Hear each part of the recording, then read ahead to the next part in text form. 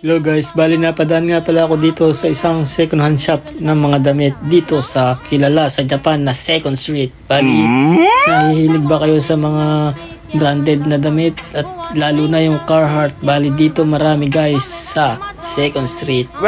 O kaya sa ibang second hand shop. Ayan guys, so may nakita ko.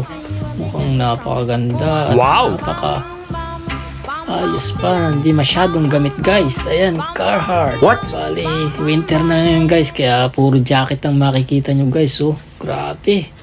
Pwede ng pamporma. Diba guys? Napakasimple lang yan. Pero, wow, pasok na pasok sa size natin guys. Ayan, bali, yan yung presyo niya. Pagkalagay natin. Paldo! Paldong-paldo na yan guys sa presyo natin. Guys, so, kaso, window shopping lang ako. Medyo kulang ang budget eh. Tingin-tingin lang muna guys.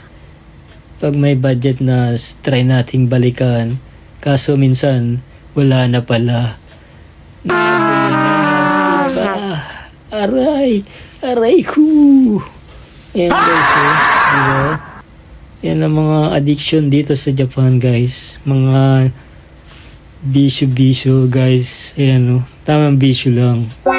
At tamang budget lang ng pambili guys. Tamago later. O diba? Legit na legit. Basta Japan. Quality ang pagka-Carhartt niya guys. O diba? Ano, kunin ko na ba? Wala, tingin lang. Bye-bye. See you again. Till it's cool, just cool, into the mouth.